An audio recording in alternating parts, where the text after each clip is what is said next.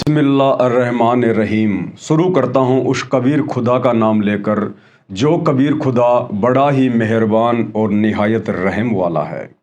परंतु विश्व के किसी भी मुसलमान को, मुल्ला मौलवी काजी को या उलेमाओं को इस बात का तनिक भी इल्म नहीं है, ज्ञान नहीं है कि वो कादिर अल्लाह कौन है, वो सुप्रीम गॉड कौन है, अल्लाहु अकबर कौन है। पूरे विश्व का मुसलमान समाज जिसे अपना खुदा मानकर, अल्लाह मानकर पूज रहा है, इबादत कर रहा है, दरअसल वो शैतान है। शैतान काल की इबादत पूरा विश्व का मुसलमान समाज कर रहा है।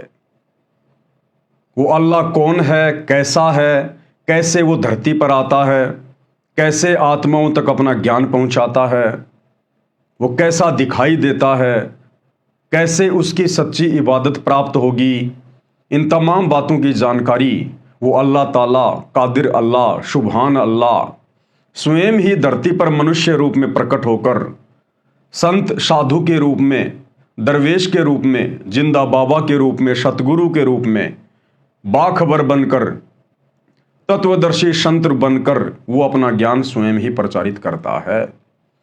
और वर्तमान में वो कादिर अल्लाह भारत की पावन धरती पर अपना कार्य कर रहा है। और उस अल्लाह ने स्वयं ही आकर अपनी जानकारी देनी पड़ी, क्योंकि उस कादिर अल्लाह के विषय में यहाँ का कोई भी प्राणी, कोई भी फरिश्ता, कोई भी देवता जानकारी नहीं दे सकता है। इसलिए उस कादिर अल्लाह ने, अल्लाह ताला ने सातवें आसमान से, सचखंड से चलकर स्वयं ही धरती पर आकर अपना ज्ञान बताना पड़ता है। तो भाई और बहनों, उस कादिर अल्लाह का जयकारा लगाते हुए आज का वीडियो हम शुरू करते हैं। बिस्मिल्लाहिर्रहमानिर्रहीम। शुरू करता हूँ उस कबीर खुदा का नाम लेकर जो कबीर अल्लाह बड़ा मेहरबान निहायत रहम वाला है।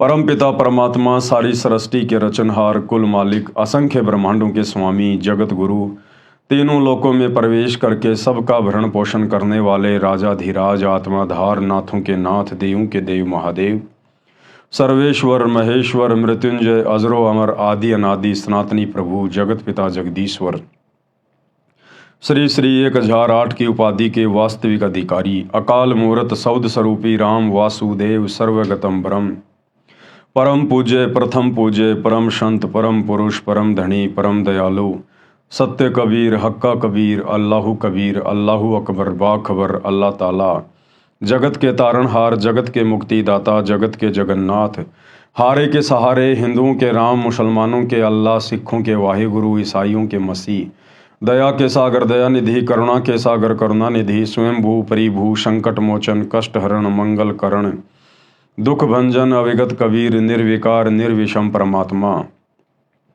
अलय अलेख सतगुरु, आदि अनादि सतगुरु, असली मर्यादा पुरुषोत्तम, असली राम, असली कृष्ण, असली घनश्याम, असली मुरारी, राजाओं के राजा, महाराजाओं के महाराजा, शहंशाहों के शहंशाह, सम्राटों के सम्राट, भगवानों के भगवान, अल्लाहों के अल्लाह, प्रभुओं के प्रभु, मसीहाओं के मसीह, सच्चे वाहिगुरु, बाबाओं के बाबा, पीरों के पीर, सेठों के सेठ, जगत सेठ, सावड़सा सेठ, सर्वगुण संपन्न, अनंत कोटि कलाओं के स्वामी, अनंत कोटि ब्रह्मांडों के नायक, योगियों में महायोगी, ध्यानियों में महाध्यानी, सिद्धों में परम सिद्ध, ज्ञानियों में तत्वज्ञानी, ब्रह्म ज्ञानी, महाज्ञानी, परम ज्ञानी, सर्वश्रेष्ठ ज्ञानी, विज्ञानी, युवा कबीर, समर्थ कबीर, असंवाद, अमित ओझा, सच्चे रहनुमा, करीम अल्लाह, सुभान अल्लाह, दुनिया के अंतिम पैगंबर, 8 सितंबर 1951 से गांव धनाना, जिला सोनीपत, हरियाणा, भारतवर्ष की पावन भूमि पे प्रकट रियल कल्कि भगवान श्री नारायण साकार हरि, श्री बाबा साहेब, नूर अनंत परमात्मा,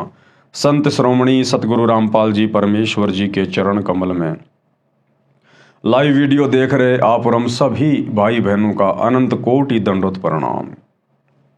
तो भाई और बहनों, आज वो कादिर अल्लाह, समर्थ अल्लाह, अल्लाह ताला सुभान व ताला खुद धरती पर मनुष्य रूप में प्रकट है, क्योंकि अल्लाह ताला का शरीर मनुष्य के जैसा है। उन्होंने हम मनुष्यों को अपने जैसा ही बनाया है और वो परमात्मा स्वयं ही धरती पर प्रकट होकर अपना यथार्थ ज्ञान, अपनी पूजा की सच्ची इबादत बताता है। भाई और बहनों, पवित्र आसमानी पुस्तक मुसलमान नहीं समझे ज्ञान कुरान, इस पुस्तक के ऊपर 16 वीडियो बन चुके हैं। आज हमारा ये 17वें नंबर का वीडियो है।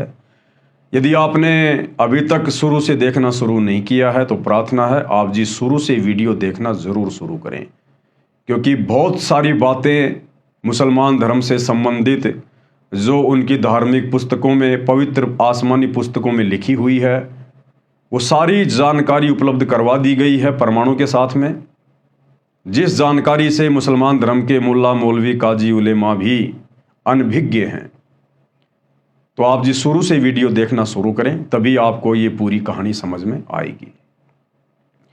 पिछले वीडियो में गुरुदेव भगवान ने बताया और कबीर सागर से ये साबित किया, सूक्ष्म वेद से, कि वो अल्लाह कबीर, अल्लाह ताला कादिर अल्लाह 650 साल पहले बनारस के काशी में कबीर दास नाम से प्रकट हुए। 120 साल उन्होंने लीला की और 64 करोड़ हिंदू मुस्लिम उस समय उनके भगत हुए, उनके शिष्य हुए, शागिर्द हुए, और हजारों की संख्या में परमात्मा ने चमत्कार किए, जिन चमत्कारों को देखकर हिंदू मुसलमान सभी उनके शागिर्द बन गए। यहाँ तक कि दिल्ली का बादशाह सिकंदर लोदी भी कबीर परमात्मा का शिष्य बन गया। तो मुसलमान भाइयों की इस गलत धारणा को गुरुदेव ने खंडित किया। जो मुसलमान भाई और उलेमा कहते हैं कि अल्लाह कभी धरती पे नहीं आता, अल्लाह बेचैन है, अल्लाह निराकार है, अल्लाह दिखाई नहीं देता, तो परमेश्वर सतगुरु रामपाल जी ने, हालांकि ये स्वयं ही अल्लाह हैं, परमेश्वर हैं, सुभान व तआला हैं, अल्लाह कबीर हैं, लेकिन अपने आप को छुपा कर ये लीला करते हैं ताकि हम इनके ज्ञान को समझ सकें। तो उन्होंने साबित किया कि 650 साल पहले भी कबीर परमात्मा भारत देश की पावन भूमि पर प्रकट हुए, 120 साल तक रहे और 64 लाख आत्माओं को अपना शिष्य बनाया, उनको अपना ज्ञान दिया। अब आज के वीडियो में हम उसी श्रृंखला में आगे बढ़ेंगे कि जब कबीर परमात्मा शिशु रूप में काशी में प्रकट होकर और नीरू नीमा को अपना मुंह बोला माता पिता बनाकर अपनी परवरिश की लीला करवा रहे थे, उसके बाद जब कबीर परमात्मा जी का नाम रखने का समय आया, नामांकन करने का समय आया, तो मुसलमान काजी अपनी कुरान शरीफ को लेकर कबीर परमेश्वर जी का नाम रखने के लिए आए। और क्या लीला की कबीर परमात्मा ने, हम आज के वीडियो में पढ़ेंगे। पवित्र आसमानी पुस्तक मुसलमान नहीं समझे ज्ञान कुरान, पेज नंबर 84। शिशु कबीर परमेश्वर का नामांकन। क्योंकि कबीर परमेश्वर जी के मुंह बोले माता पिता नीरू और नीमा को, जो पहले हिंदू धर्म में थे, नीरू का नाम था गौरी शंकर और नीमा का नाम था सरस्वती। उस समय दिल्ली का बादशाह मुसलमान राजा था, इसलिए भारत देश पर मुसलमानों का दबदबा ज्यादा था, हिंदू मुसलमानों से दबते थे, इसलिए मुसलमानों ने जबरदस्ती नीरू और नीमा को मुसलमान बना दिया, नीरू और नीमा उनका नाम रख दिया। तो जब कबीर परमात्मा प्रकट हुए काशी में लहरदारा तालाब पर, कमल के विकसित फूल पर, और नीरू और नीमा जब उनको अपने घर पर लेकर आ गए, जब इस बात का पता मुसलमानों को चला, तो मुसलमान धर्म के काजी उनका नामांकन करने के लिए नीरू और नीमा की झोपड़ी पर आते हैं। पारक के अंक की वाणी नंबर 392 से 393। गरीब काजी गए कुरान ले, धर लड़के का नाम, अक्सर अक्सर मैं फूरा, धन्य कबीर बलि जाऊं मैं। काजी अपनी कुरान शरीफ को लेकर और नीरू और नीमा के बच्चे का, जो कि स्वयं परमात्मा उनके घर में आए हुए थे लीला करने के लिए, उनका नाम रखने के लिए आ गए 2 पैसे के लालच में। और कबीर परमेश्वर ने ऐसी लीला दिखाई, उस पूरी कुरान के अंदर जो भी पेज वो काजी खोले नाम रखने के लिए, पूरी कुरान के अंदर कबीर कबीर कबीर कबीर कबीर कबीर, परमात्मा ने यही दिखाया पूरी कुरान के अंदर। तो गरीबदास जी कहते हैं, मैं अपने ऐसे समर्थ कबीर परमात्मा के ऊपर बलि बलि जाऊं, कुर्बान हो जाऊं मैं। गरीब सकल कुरान कबीर है, हरफ लिखे जो लेख, काशी के काजी कहें गई दीन की टेक। पूरी कुरान में कबीर परमात्मा ने कबीर कबीर कबीर कबीर ही नाम लिखे हुए दिखा दिए। और वो काशी के काजी जो परमात्मा का नामांकन करने आए थे कुरान को पटक कर कि भाई इस बच्चे में तो कोई प्रेत आत्मा है, क्योंकि वो परमात्मा की महिमा को क्या समझे नादान, और कहा कि इस बच्चे में कोई प्रेत आत्मा है, इन्होंने तो हमारी कुरान को भी भ्रष्ट कर दिया। वहीं कुरान को पटक के काजी भाग गए। सरलार्थ, नीरू तथा नीमा पहले हिंदू ब्राह्मण ब्राह्मणी थे, इस कारण लालचवश ब्राह्मण लड़के का नाम रखने आए। उसी समय काजी मुसलमान अपनी पुस्तक कुरान शरीफ को लेकर लड़के का नाम रखने के लिए आ गए। उस समय दिल्ली में मुगल बादशाहों का शासन था जो पूरे भारतवर्ष पर शासन करते थे, जिस कारण हिंदू समाज मुसलमानों से दबता था। काजियों ने कहा लड़के का नामकरण हम मुसलमान विधि से करेंगे, अब ये मुसलमान हो चुके हैं। ये कहकर काजियों में मुख्य काजी ने कुरान शरीफ पुस्तक को कहीं से खोला। उस पृष्ठ पर प्रथम पंक्ति में प्रथम नाम कबीरन लिखा था। काजियों ने सोचा कबीर नाम का अर्थ बड़ा होता है, इस छोटे जाति जुलाहे अर्थात धानक के बालक का नाम कबीर रखना शोभा नहीं देगा। वो अपने स्वार्थ के लिए आए थे और कबीर नाम को इन्होंने बड़ा कहकर संबोधित कर रखा है। ये अरबी का शब्द बताया गुरुदेव ने, कबीर का मतलब बड़ा, और बड़ा तो है ही भाई, क्योंकि कबीर भगवान सबसे बड़ा है, इसलिए अर्थ भी उसका बड़ा ही है। तो मुसलमानों ने देखा कि ये कबीर नाम तो बड़े घरानों के बच्चों का नाम रखने योग्य है, अगर उनका नाम रखेंगे कबीर तो हमें ज्यादा दान दक्षिणा मिलेगी। और ये तो छोटी जाति का आम मुसलमान है, आम धानक है, इसके बच्चे का नाम यदि कबीर रखेंगे तो शोभा नहीं देता। लेकिन परमात्मा ने तो अपना नाम कबीर ही रखवाना था। ये तो उच्च घरानों के बच्चों के नाम रखने योग्य है। शिशु रूपधारी परमेश्वर काजियों के मन को दोष को जानते थे। उन काजियों के मन में क्या दोष था, क्या लोभ लालच था, परमात्मा जानते थे। काजियों ने पुनः पवित्र कुरान शरीफ को नाम रखने के उद्देश्य से खोला। उन दोनों पृष्ठों पर कबीर कबीर कबीर अक्षर लिखे थे, अन्य लेख नहीं था। काजियों ने फिर कुरान शरीफ को खोला, उन पृष्ठों पर भी कबीर कबीर कबीर अक्षर ही लिखा था। काजियों ने पूरी कुरान का निरीक्षण किया तो उनके द्वारा लाई गई कुरान शरीफ में सारे अक्षर कबीर कबीर कबीर कबीर हो गए। काजी बोले इस बालक ने कोई जादू मंत्र करके हमारी कुरान शरीफ को ही बदल डाला। तब कबीर परमेश्वर शिशु रूप में बोले, कबीर परमात्मा अल्लाह कबीर अल्लाह ताला जो लीला कर रहे थे शिशु रूप में, तो कबीर परमात्मा जी ने शिशु रूप में क्या कहा, हे काशी के काजियों, मैं कबीर अल्लाह अर्थात अल्लाह अकबर हूं, मेरा नाम कबीर ही रखो। काजियों ने अपने साथ लाई कुरान को वहीं पटक दिया तथा चले गए। बोले इस बच्चे में कोई प्रेत आत्मा बोलती है।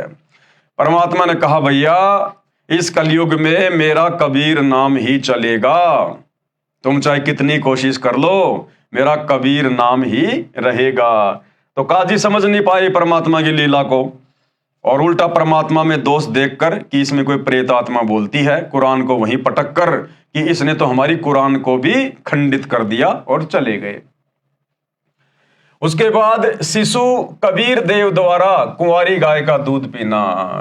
वेदों में जो परमात्मा की महिमा लिखी हुई है कि जब वो परमात्मा पृथ्वी पर शिशु रूप में प्रकट होता है अपनी लीला करने के लिए, उस समय परमात्मा की परवरिश कंवारी गायों के दूध से होती है।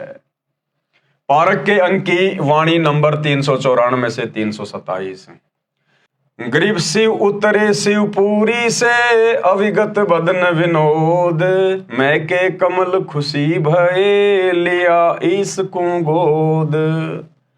गरीब नजर नजर से मिल गई किया इस परिणाम, धन्य नीरू मोमिन धन्य नीमा धन्य काशी ने काम।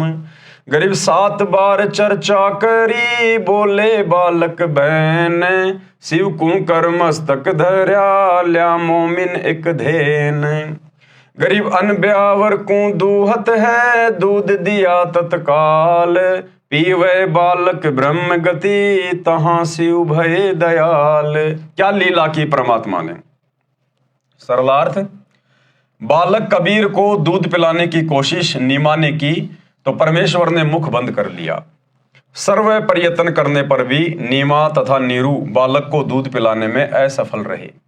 25 दिन जब बालक को निराहार बीत गए, यानी बिना कुछ खाए पिए जब परमात्मा को 25 दिन हो गए तो माता पिता अति चिंतित हो गए। 24 दिन से नीमा तो रो रो कर विलाप कर रही थी, सोच रही थी ये बच्चा कुछ भी नहीं खा रहा है, यह मरेगा। लेकिन भाई वो मरने वाला नहीं था, वो तो अविनाशी उनके घर में प्रकट हुआ था। मेरे बेटे को किसी की नजर लगी है। 24 दिन से लगातार नजर उतारने की विधि भिन्न भिन्न स्त्री पुरुषों द्वारा बताई प्रयोग करके थक गई, कोई लाभ नहीं हुआ। आज 25वां दिन उदय हुआ। माता नीमा रात्रि भर जागती रही तथा रोती रही कि पता नहीं ये बच्चा कब मर जाएगा, मैं भी साथ ही फांसी पर लटक जाऊंगी, मैं इस बच्चे के बिना जीवित नहीं रह सकती। बालक कबीर का शरीर पूर्ण रूप से स्वस्थ था तथा ऐसे लग रहा था जैसे बच्चा प्रतिदिन 1 किलोग्राम 1 सेर दूध पीता हो। परंतु नीमा को डर था कि बिना कुछ खाए पिए ये बालक जीवित नहीं रह सकता, ये कभी भी मृत्यु को प्राप्त हो सकता है। ये विचार करके चिंतित थी। भगवान शंकर के साथ साथ निराकार प्रभु की भी उपासना तथा उससे की गई प्रार्थना जब व्यर्थ रही तो अति व्याकुल होकर रोने लगी। उसके बाद परमात्मा ने क्या लीला करी। भगवान शिव एक ब्राह्मण ऋषि का रूप बनाकर नीरू की झोपड़ी के सामने खड़े हुए। अब भाई और बहनों, सारे के सारे खेल कबीर परमात्मा ही करता है। वो भगवान शंकर का रूप भी इसी कबीर परमेश्वर अल्लाह कबीर ने धारण किया, क्योंकि कबीर परमेश्वर अपनी लीलाओं में किसी देवी देवताओं को शामिल नहीं करता है। ये समर्थ है, परमात्मा अनंत कोटि कलाओं का स्वामी है। ये अनंत करोड़ रूप धारण कर सकता है। परमात्मा अनंत कोटि कलाओं का स्वामी है। भगवान शिव एक ब्राह्मण ऋषि का रूप बनाकर नीरू की झोपड़ी के सामने खड़े हुए तथा नीमा से रोने का कारण जानना चाहा। नीमा रोती रही, हिचकियां लेती रही। संत रूप में खड़े भगवान शिव के अति आग्रह करने पर नीमा रोती रोती कहने लगी, हे ब्राह्मण, मेरे दुख से परिचित होकर आप भी दुखी हो जाओगे। फकीर वेशधारी शिव भगवान बोले, हे माई, कहते हैं अपने मन का दुख दूसरे के समक्ष कहने से मन हल्का हो जाता है। हो सकता है आपके कष्ट को निवारण करने की विधि भी प्राप्त हो जाए। आंखों में आंसू, जिह्वा लड़खड़ाते हुए, गहरे सांस लेते हुए नीमा ने बताया, हे महात्मा जी, हम निसंतान थे। 25 दिन पहले हम दोनों प्रतिदिन की तरह काशी में लहर तारा तालाब पर स्नान करने जा रहे थे। उस दिन ज्येष्ठ मास की शुक्ल पूर्णिमासी की सुबह थी। रास्ते में मैंने अपने इष्ट भगवान शंकर से पुत्र प्राप्ति की हृदय से प्रार्थना की थी। मेरी पुकार सुनकर दीन दयाल भगवान शंकर जी ने उसी दिन एक बालक लहरतारा तालाब में कमल के फूल पर हमें दे दिया। शंकर भगवान ने नहीं दिया, ये तो स्वयं सारी सृष्टि का भोलेनाथ, सारी सृष्टि का महादेव, देवों का देव स्वयं ही उनके घर पर प्रकट हुआ। बच्चे को प्राप्त करके हमारे हर्ष का कोई ठिकाना नहीं रहा। ये हर्ष अधिक समय तक नहीं रहा। इस बच्चे ने दूध नहीं पिया, सारे प्रयत्न करके हम थक चुके हैं। आज इस बच्चे को 25वां दिन है, कुछ भी आहार नहीं किया। ये बालक मरेगा, इसके साथ ही मैं आत्महत्या करूंगी। मैं इसकी मृत्यु की प्रतीक्षा कर रही हूं। सारी रात्रि बैठकर तथा रो रो कर व्यतीत की है। मैं भगवान शंकर से प्रार्थना कर रही हूं कि हे भगवान, इसे अच्छा तो ये बालक ना देते। अब इस बच्चे में इतनी ममता हो गई है कि मैं इसके बिना जीवित नहीं रह सकूंगी। नीमा के मुख से सर्व कथा सुनकर साधु रूपधारी भगवान शंकर ने कहा, आपका बालक मुझे दिखाइए। नीमा ने बालक को पालने से उठाकर ऋषि के समक्ष प्रस्तुत किया। नीमा ने बालक को साधु के चरणों में डालना चाहा। बालक हवा में उठा। दोनों प्रभुओं के आपस में दृष्टि मिली। भगवान शंकर जी ने शिशु कबीर जी को अपने हाथों में ग्रहण किया तथा मस्तिष्क की रेखाएं व हस्त रेखाएं देखकर बोले, नीमा, आपके बेटे की लंबी आयु है, ये मरने वाला नहीं है। देख कितना स्वस्थ है, कमल जैसा चेहरा खिला है। नीमा ने कहा कि हे विप्रवर, बनावटी शांतवना से मुझे संतोष होने वाला नहीं है। बच्चा दूध पिएगा तो मुझे सुख की सांस आएगी। 25 दिन के बालक का रूप धारण किए परमेश्वर कबीर जी ने भगवान शिव से कहा, हे भगवान, आप इन्हें कहो एक कुंवारी गाय लाए, आप उस कुंवारी गाय पर अपना आशीर्वाद भरा हाथ रखना, वह दूध देना प्रारंभ कर देगी। मैं उस कुंवारी गाय का दूध पीऊंगा, वह गाय आजीवन बिना ब्याए अर्थात कुंवारी रहकर ही दूध दिया करेगी। उस दूध से मेरी परवरिश होगी। परमेश्वर कबीर जी तथा भगवान शंकर जी की 7 बार चर्चा हुई। शिवजी ने नीमा से कहा, आपका पति कहाँ है? नीमा ने अपने पति को पुकारा, वह भीगी आंखों से उपस्थित हुआ तथा ब्राह्मण को प्रणाम किया। ब्राह्मण ने कहा, नीरू, आप एक कुंवारी गाय लाओ, वह दूध देगी, उस दूध को यह बालक पिएगा। नीरू कुंवारी गाय ले आया तथा साथ में कुम्हार के घर से एक ताजा मोटा घड़ा 4 किलोग्राम क्षमता का मिट्टी का पात्र भी ले आया। परमेश्वर कबीर जी के आदेश अनुसार विप्र रूपधारी शिव जी ने उस कुंवारी गाय की पीठ पर हाथ मारा जैसे थपकी लगाते हैं। गौ माता के थन लंबे लंबे हो गए तथा थनों से दूध की धार बह चली। नीरू को पहले ही वह पात्र थनों के नीचे रखने का आदेश दे रखा था। दूध का पात्र भरते ही थनों से दूध निकलना बंद हो गया। वह दूध शिशु रूपधारी कबीर परमेश्वर जी ने पिया।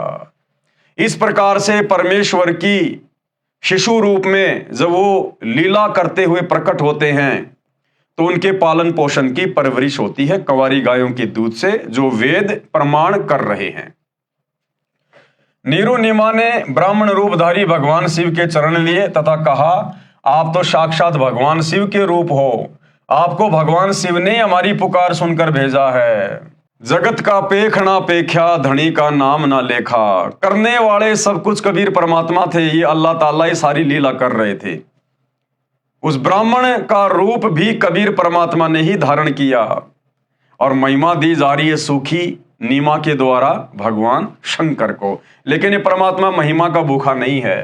जब वो ठीक का समय आता है जो इन्होंने निर्धारित किया होता है, उस समय पूरे विश्व में एकमात्र इस कबीर भगवान सतगुरु रामपाल जी की ही महिमा शेष रह जाती है, बाकी सबकी महिमा फीकी पड़ जाती है और वो समय अब आ चुका है। हम निर्धन व्यक्ति आपको क्या दक्षिणा दे सकते हैं? हे विप्र, 24 दिनों से हमने कोई कपड़ा भी नहीं बुना है। विप्र रूपधारी भगवान शंकर बोले, साधु भूखा भाव का, धन का भूखा नहीं, जो है भूखा धन का वो साधु भी नहीं। अब ये वाणी किसकी है भाई और बहनों? ये कबीर परमात्मा की वाणी है।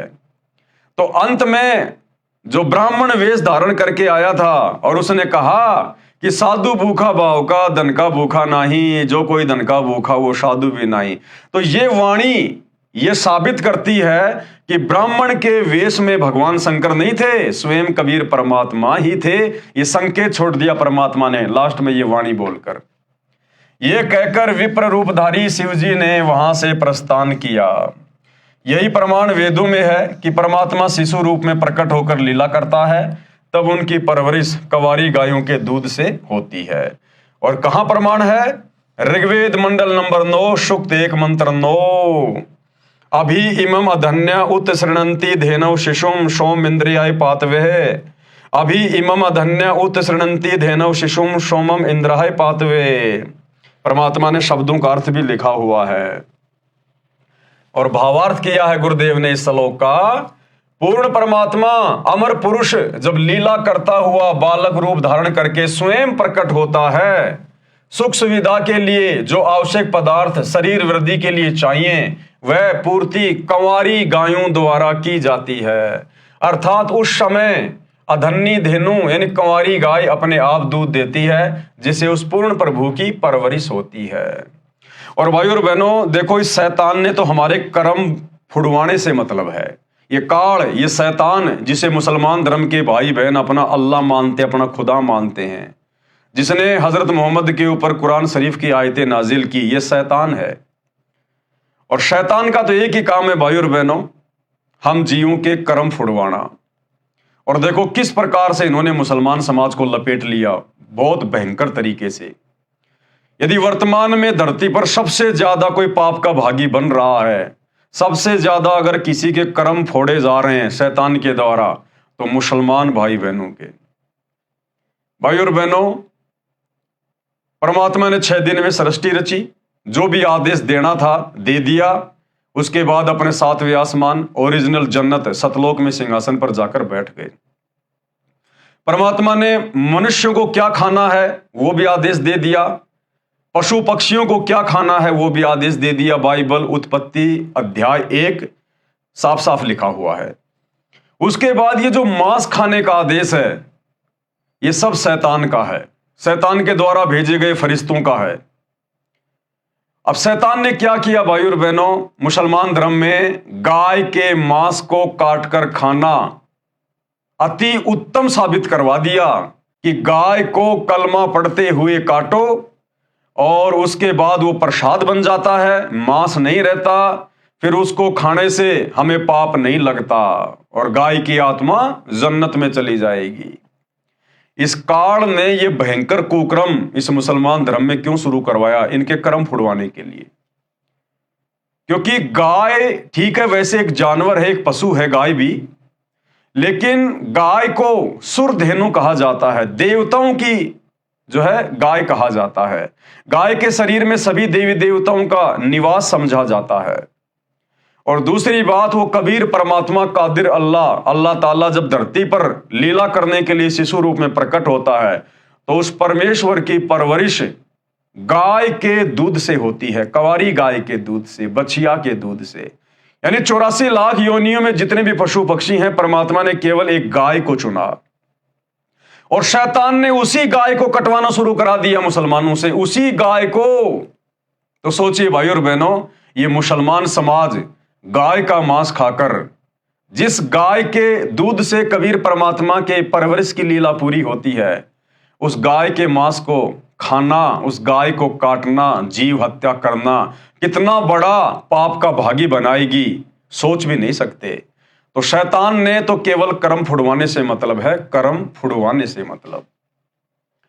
नीरू को धन की प्राप्ति। अब नीरू नीमा के सामने सबसे बड़ी समस्या ये आ गई कि भाई अब घर परिवार कैसे चले, पालन पोषण कैसे हो।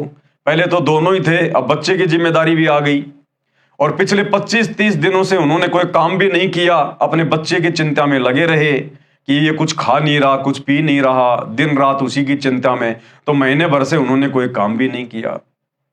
तो परमेश्वर ने क्या लीला की। और ये कथा आप और हमें एक छोटी सी शिक्षा भी देगी भाई और बहनों, बहुत अच्छी शिक्षा देगी जो हमें हिम्मत प्रदान करेगी। बालक की प्राप्ति से पहले दोनों जने पति पत्नी मिलकर कपड़ा बुनते थे। 25 दिन बच्चे की चिंता में कपड़ा बुनने का कोई कार्य ना कर सके, जिस कारण से कुछ कर्ज नीरू को हो गया। यानी नीरू ने 25 दिन तक कोई काम नहीं किया, तो अपने अड़ोसियों पड़ोसियों से, जुलाहों से कुछ पैसे उन्होंने उधार लिए अपना घर चलाने के लिए, तो उनके ऊपर कर्जा हो गया।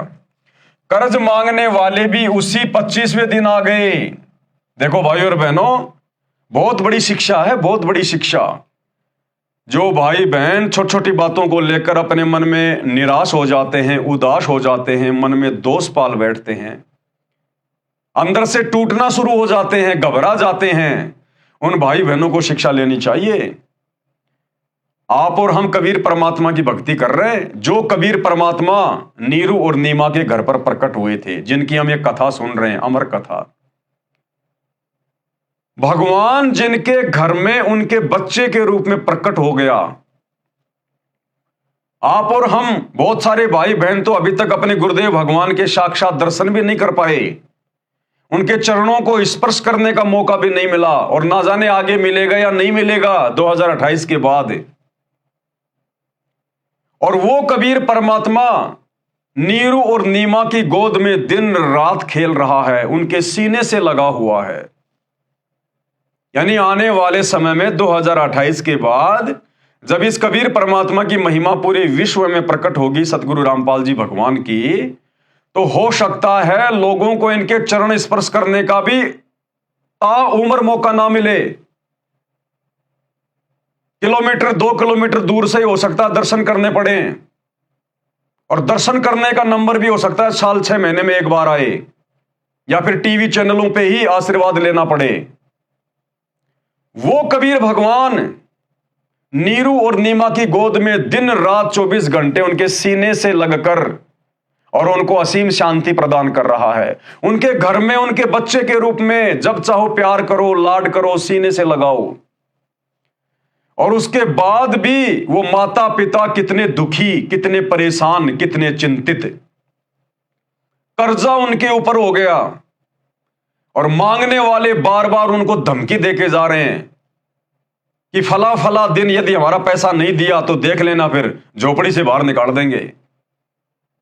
तो सोचिए, जिनके घर में सारी सृष्टि का भगवान परमात्मा कादिर अल्लाह, अल्लाहू अकबर बैठा हुआ है, जिसने पूरी सृष्टि को बनाया अपने एक शब्द से, इतना समर्थ वो जगत सेठ उस झोपड़ी में बैठा है नीरू नीमा की गोद में, और उस नीरू नीमा को लोग परेशान कर रहे, दुखी कर रहे हैं, उनके ऊपर कर्जा हो गया।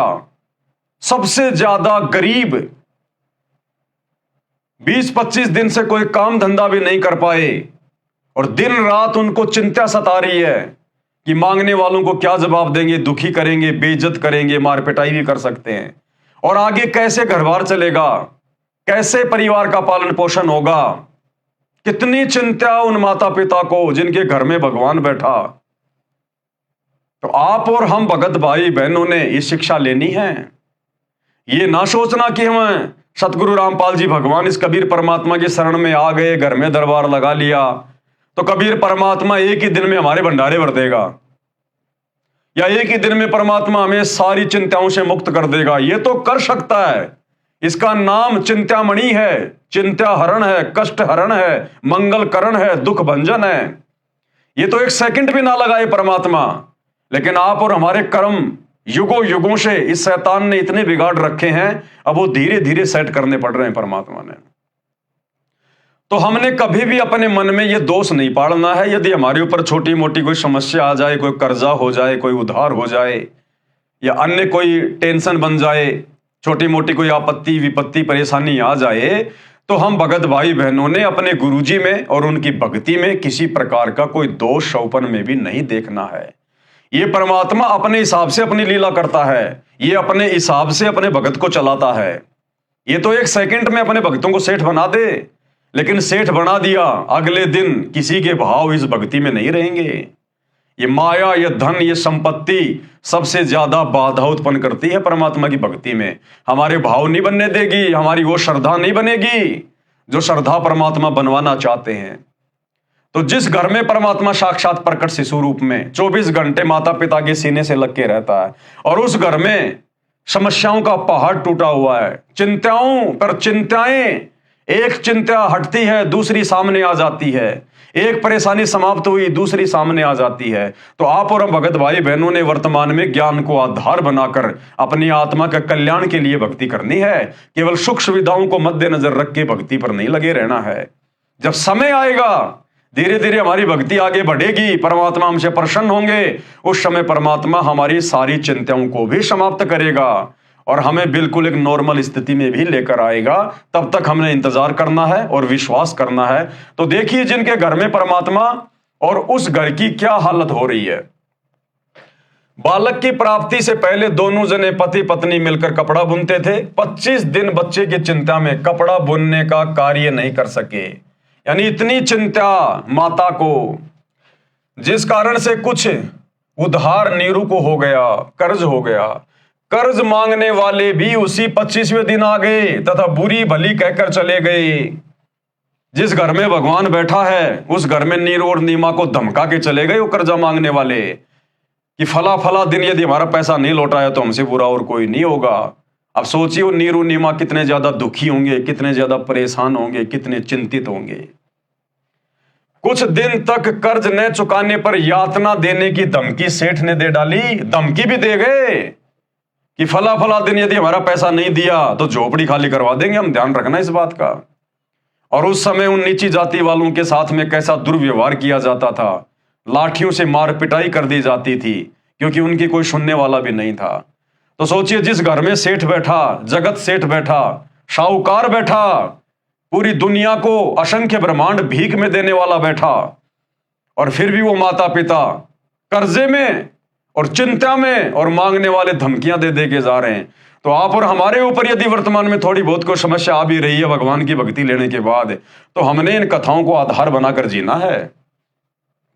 दोनों पति पत्नी अति चिंतित हो गए, अपने बुरे कर्मों को कोसने लगे।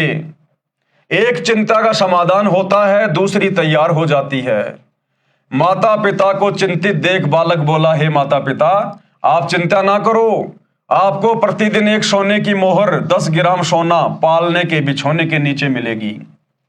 परमात्मा ने क्या समाधान निकाला कि रोजाना मेरे बिछोने के नीचे जहां मैं सोऊंगा वहां आपको एक सोने की मोहर मिलेगी रोजाना, और आप किसी के सामने जिक्र मत करना, आप किसी को बताना मत, और जितनी आवश्यकता हो उतना ही खर्च करना, बाकी पैसा धर्म भंडारे में लगा देना, अपने घर पे जमा मत करना। ये आदेश दे दिया शिशु रूप में अल्लाह कबीर ने, अल्लाह ताला ने अपने मुंह बोले माता पिता को। अब एक शिक्षा हमें और मिलेगी कि परमात्मा के वचन की अवहेलना करने का कितना बड़ा नतीजा निकलता है। तो परमेश्वर ने आदेश दे दिया कि ये सोने की मोहर आपको जो प्रतिदिन मिल रही है, आपने इसका जिक्र किसी के सामने नहीं करना।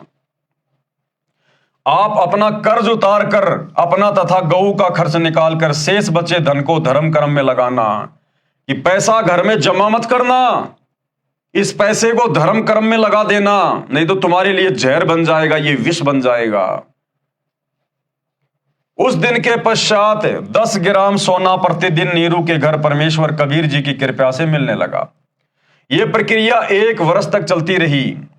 परमेश्वर कबीर जी ने मोहर यानी सोने का सिक्का मिलने वाली लीला को गुप्त रखने को कहा था। आदेश दिया शिशु रूप में कबीर परमात्मा सतगुरु रामपाल जी भगवान ने कि ये बात किसी को बताना नहीं, इसको गुप्त रखना है आप लोगों ने। यह आदेश हो गया, नियम हो गया परमात्मा का। एक दिन नीमा की प्यारी सखी उस समय नीरू के घर पर आई जिस समय वह कबीर जी को जगाने का प्रयत्न कर रही थी। नीमा की सखी ने वह सोना मोहर देख ली तथा बोली, इतना सोना आपके घर कैसे आया?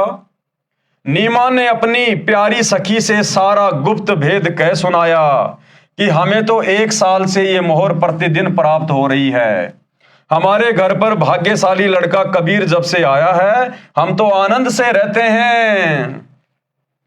जो आदेश दिया था शिशु रूप में कबीर परमात्मा अल्लाह कबीर सतगुरु रामपाल जी ने, ये सोना मिलने वाली बात आप किसी को बताना मत, गुप्त रखना इसको। लेकिन नीमा ने गलती कर दी और अपनी सखी को वो बातें बता दी। अगले दिन से वो सोना मिलना बंद हो गया और आजीवन उनको मेहनत मजदूरी करके जुलाहे का काम करके ही अपना भरण पोषण करना पड़ा। अगर वो परमात्मा के नियम में रहते, मर्यादा में रहते, तो आजीवन उसी प्रकार से आनंद उठाते, वो सुखी रहते। लेकिन अपने परमेश्वर का उन्होंने वचन तोड़ दिया। ठीक इसी प्रकार भाइयों और बहनों, आज वर्तमान में वही कबीर परमात्मा सतगुरु रामपाल जी के रूप में धरती पर प्रकट हैं। और सन 1994 से गुरुदेव भगवान हमें दिन रात सत्संग के माध्यम से आदेश दे रहे हैं। आदेश सुबह का नित्य नियम करते हैं, परमात्मा हमें कितने आदेश दे रहे हैं। नाम दीक्षा के समय गुरुदेव भगवान हमें मर्यादा देते हैं, नियम बताते हैं, वो उनके आदेश हैं और ये परमात्मा का वचन है। ध्यान रखना, ये किसी का सगा नहीं है। जब इनके खुद के मुंह बोले माता पिता ने नियम तोड़े, तो दूसरे दिन से वो लाभ मिलना बंद हो गया। इसी प्रकार यदि हम अपने गुरुदेव भगवान का कोई भी वचन, कोई भी आदेश, कोई भी मर्यादा यदि तोड़ेंगे, उसकी उल्लंघना करेंगे, तो हमारे साथ भी वही होगा। हमें भक्ति से मिलने वाले लाभ बंद हो जाएंगे और जो हमारे भाग्य में लिखा हुआ है वही मिलेगा। अच्छा तो अच्छा और बुरा तो बुरा। इसलिए हम भगत भाई बहनों ने, विशेषकर साध संगति से जुड़े हुए सत्सेवक भाई बहनों ने, यह गलती सौपन में भी नहीं करनी परमेश्वर के आदेश को तोड़ने की।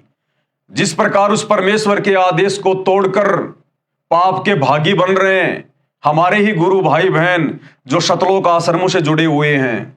गुरुदेव का खुद का कलयुगी परिवार, उनके बेटा बेटी, भाई बंधु, रिश्तेदार, कोऑर्डिनेटर, गुरुदेव के 2014 में हिसार जेल जाने के बाद इन्होंने किस प्रकार से गुरुदेव की मर्यादाओं की धज्जियां उड़ाई है। धनाना में बैडमिंटन का स्टेडियम बनवा दिया करोड़ों रुपए का। एक तो संगत का करोड़ों रुपया ज्योति पाठ और दान का बर्बाद कर दिया गया, परमात्मा की मर्यादा टूटी। ऊपर से गुरुदेव ने शतनाम के नियम नंबर 2 में कोई भी गेम खेलने के लिए या सहयोग करने के लिए, मोबाइल में भी वीडियो गेम खेलने के लिए साफ साफ मना किया हुआ है।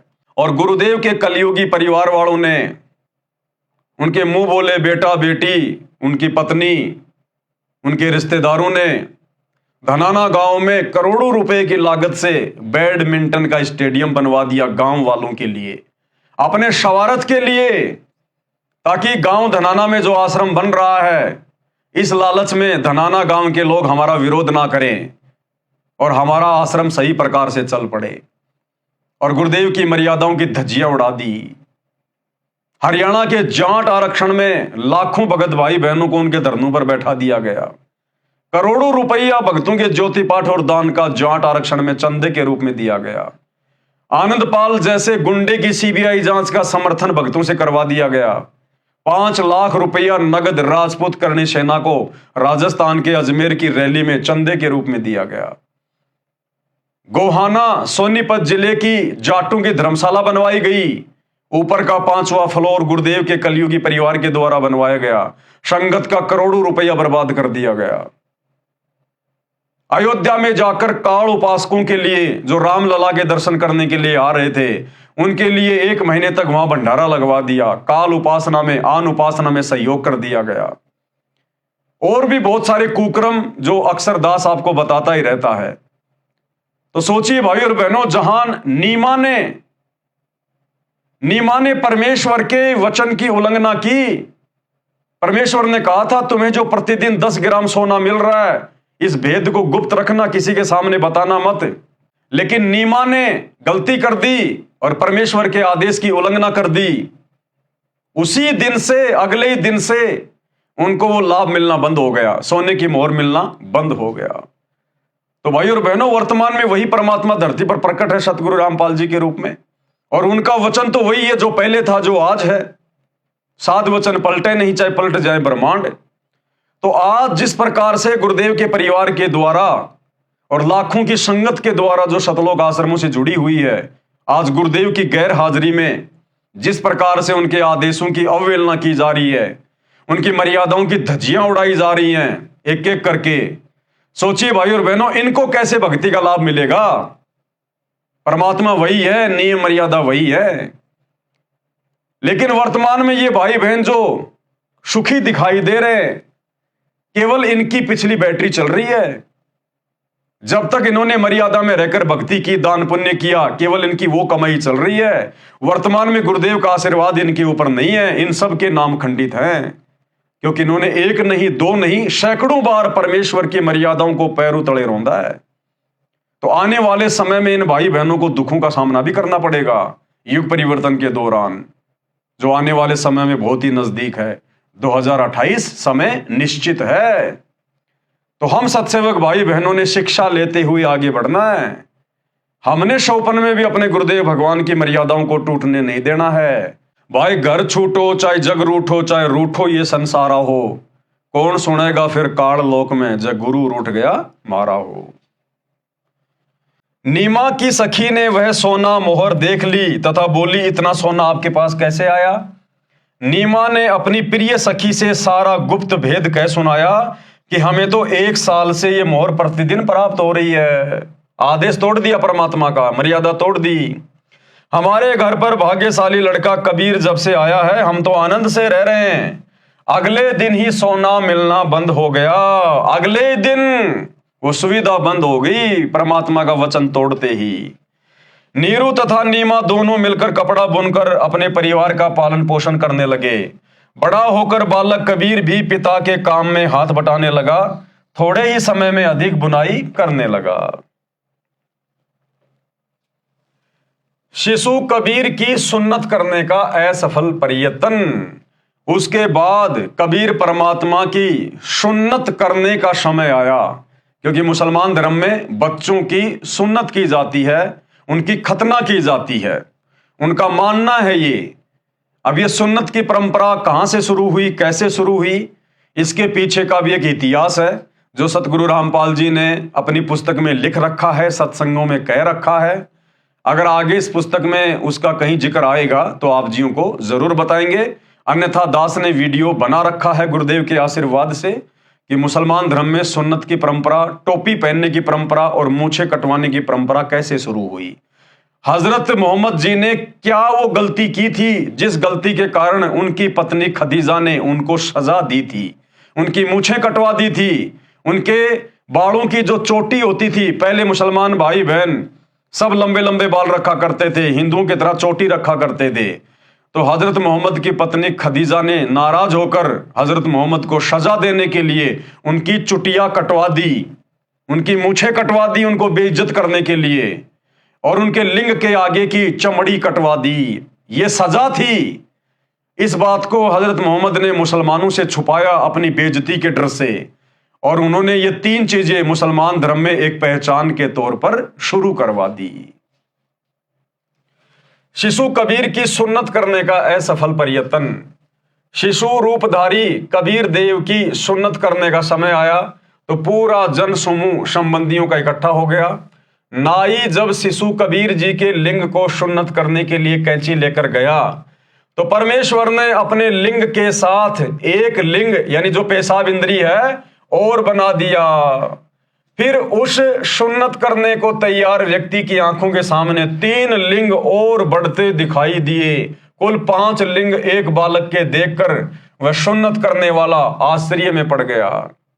तब कबीर जी शिशु रूप में बोले, भैया एक ही लिंग की सुन्नत करने का विधान है कि तुम्हारे मुसलमान धर्म में एक ही लिंग की, एक ही पेशाब इंद्री की सुन्नत की जाती है। बोल, शेष 4 की सुन्नत कहां करानी है, जल्दी बोल। शिशु को ऐसे बोलते सुनकर तथा 5 लिंग बालक के देखकर नाई ने अन्य उपस्थित व्यक्तियों को बुलाकर वह अद्भुत दृश्य दिखाया।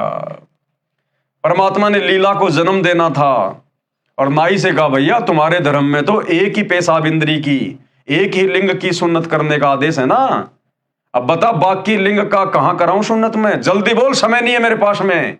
तो जो मुसलमान नाई था वो बेचारा डर गया और उसने दूसरे जो मुसलमान वहां बैठे हुए थे उनको जाके बताया कि भाई देखो क्या चमत्कार हो गया, क्या लीला हो गई। और सारे लोग उठकर आए तो देखा कि एक ही बच्चे के 5-5 पेशाब इंद्री, 5-5 लिंग। सब बड़े आश्चर्य में पड़ गए। सर्व उपस्थित जन समूह ये देखकर अचंभित हो गया, आपस में चर्चा करने लगे, ये अल्लाह का कैसा कमाल है। एक बच्चे को 5 पुरुष लिंग, ये देखकर बिना सुन्नत किए ही चला गया। बच्चे के 5 लिंग होने की बात जब नीरू व नीमा को पता चला तो कहने लगे, आप क्या कह रहे हो, ये नहीं हो सकता। दोनों बालक के पास गए तो शिशु को केवल एक ही पुरुष लिंग था, 5 नहीं थे। परमात्मा ने लीला को वापस समेट लिया। तब उन दोनों ने उन उपस्थित व्यक्तियों से कहा, नीरू और नीमा ने, आप क्या कह रहे थे, देखो कहां है, बच्चे के 5 लिंग केवल एक ही है। उपस्थित सभी व्यक्तियों ने पहले आंखों देखे थे 5 पुरुष लिंग तथा उस समय केवल एक ही लिंग यानी पेशाब इंद्री को देखकर आश्चर्यचकित हो गए। उदाहरण बनाना था परमात्मा ने आज वर्तमान समय के लिए, और उस समय उन काजी मुल्लाओं को परमात्मा ने एक शिक्षा दी और क्या कहा। तब शिशु रूपधारी परमेश्वर बोले, हे भोले लोगो, वो कादिर अल्लाह, अल्लाह कबीर, अल्लाह ताला शिशु रूप में बोला, हे काशी के लोगों, आप लड़के का लिंग किस लिए काटते हो। क्या लड़के को बनाने में अल्लाह यानी परमेश्वर ने चूक कर दी जिसे आप ठीक करते हो। क्या आप परमेश्वर से भी बढ़कर हो। यदि आप लड़के के लिंग की चमड़ी आगे से काटकर सुन्नत करके उसे मुसलमान बनाते हो तो लड़की को मुसलमान कैसे बनाओगे। भाई मुसलमान धर्म में तो केवल लड़कों की सुन्नत की जाती है और कहते हैं भाई मुसलमान बन गया, तो लड़कियों की सुन्नत कैसे करोगे। इसका मतलब मुसलमान धर्म में जितनी भी लड़कियां हैं, माता बहनें हैं, वो तो सब हिंदू हैं, वो मुसलमान तो बनी नहीं, उनकी सुन्नत तो हुई नहीं। ना वो टोपी पहनती, ना उनके दाढ़ी मूंछ होती, ना उनकी सुन्नत हुई। तो मुसलमान धर्म में जितने भी माता बहनें वो तो सारी की सारी हिंदू हैं। तो परमात्मा कहते हैं नादानो, ये तुम्हारा मनमाना आचरण है, परमात्मा का ऐसा कोई विधान नहीं है। यदि मुसलमान धर्म के व्यक्ति अन्य धर्मों के व्यक्तियों से भिन्न होते तो परमात्मा ही सुन्नत करके लड़के को जन्म देता। हे भोले इंसानों, परमेश्वर यानी अल्लाह के सब प्राणी हैं। कोई वर्तमान में मुसलमान समुदाय में जन्मा है तो वह मृत्यु उपरांत हिंदू या ईसाई धर्म में भी जन्म ले सकता है। इसी प्रकार अन्य धर्मों में जन्मे व्यक्ति भी मुसलमान धर्म व अन्य धर्म में जन्म लेते हैं। ये धर्म की दीवारें खड़ी करके आपसी भाईचारा नष्ट मत करो। ये सर्व काल ब्रह्म की चाल है। ये शैतान का षड्यंत्र है सारा का सारा, तुम्हें आपस में धर्म की जंजीरों में बांध कर बांटने का। कलयुग से पहले अन्य धर्म नहीं थे। कलयुग से पहले द्वापर युग में कोई धर्म नहीं था, ना हिंदू, ना मुसलमान, ना सिख, ना ईसाई। त्रेता युग में कोई धर्म नहीं था। सतयुग में कोई धर्म नहीं था। अगर भगवान ने ही हिंदू मुसलमान बना के भेजने होते तो सतयुग में भी मुसलमान होते।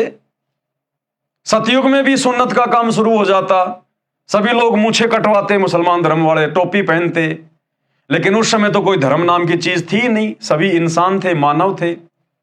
इस कलयुग में 3000 साल के अंदर अंदर इस शैतान ने, इस काल ने ये सारे धर्म खड़े कर दिए यहां पर हम इंसानों को आपस में बांटने के लिए। क्योंकि काल को, शैतान को पता था कि वो कबीर परमात्मा आएगा, उनका एग्रीमेंट है, इन जीव आत्माओं को भक्ति करवा कर सतलोक ले जाएगा। इससे पहले पहले मैं इनको इतना गंदा कर दूं, आत्मिक रूप से इतना मैला कर दूं, धर्म और जातियों की जंजीरों में इनको ऐसा जकड़ दूं कि जिस समय वो कबीर परमात्मा धरती पर प्रकट होगा संत रूप में, कोई भी उनकी बात को ना सुने और अपनी अपनी साधना को, इबादत को सच्चा मानकर और उसकी शरण से दूर रहें। तो ये सारा काल का षड्यंत्र था। कलयुग से पहले अन्य धर्म नहीं थे, केवल एक मानव धर्म यानी मानवता ही था। अब कलयुग में काल ब्रह्म ने भिन्न भिन्न धर्मों में बांटकर मानव की शांति समाप्त कर दी है।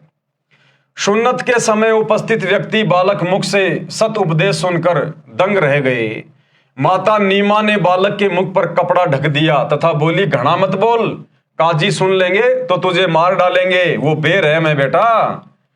परमेश्वर कबीर जी माता के हृदय के कष्ट से परिचित होकर सोने का बहाना बनाकर खर्राटे भरने लगे।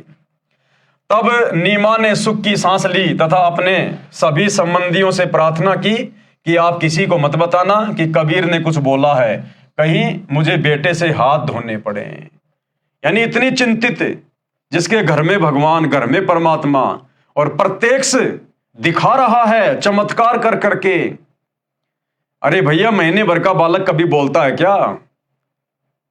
क्या इतने अच्छे अच्छे उपदेश देगा क्या? लेकिन फिर भी वो नहीं समझ पाए कि ये बालक कौन है, और फिर भी उसकी चिंता में कि कोई इसे मार ना दे, कोई इसे मेरे से छीन ना ले। ऋषि रामानंद सेऊ, सम्मन तथा नेकी व कमाली के पूर्व जन्मों का ज्ञान। ऋषि रामानंद जी का जीव सतयुग में विद्याधर ब्राह्मण था, जिसे परमेश्वर सत सुकृत नाम से मिले थे। त्रेता युग में वह वेदविद नामक ऋषि था, जिसको परमेश्वर मुनिंद्र नाम से शिशु रूप में प्राप्त हुए थे। तथा कमाली वाली आत्मा सतयुग में विद्याधर की पत्नी दीपिका थी। त्रेता युग में सूर्य नाम की वेदविग ऋषि की पत्नी थी। उस समय इन्होंने परमेश्वर को पुत्रवत पाला तथा प्यार किया। पंडित रामानंद जी, जिन्होंने 650 साल पहले जब ये कबीर परमात्मा शिशु रूप में प्रकट होकर लीला कर रहे थे, उस समय पंडित रामानंद जी ने कबीर परमात्मा के मुंह बोले गुरु की भूमिका की थी। यही पंडित रामानंद जी वाली आत्मा सतयुग में भी थी, त्रेता युग में भी थी। और जिस प्रकार कलयुग में 650 साल पहले नीरू और नीमा को कबीर परमात्मा की शिशु रूप में परवरिश करने का मौका मिला था, उसी प्रकार इस पंडित रामानंद जी वाली आत्मा को, और जो कमाली थी, जो परमात्मा की मुंह बोली बेटी थी, इन दोनों आत्माओं को सतयुग में और त्रेता युग में कबीर परमात्मा की शिशु रूप में परवरिश करने का मौका मिला था। उसी पुण्य के कारण ये आत्माएं परमात्मा को चाहने वाली थी। कलयुग में भी इनका परमेश्वर के प्रति अटूट विश्वास था।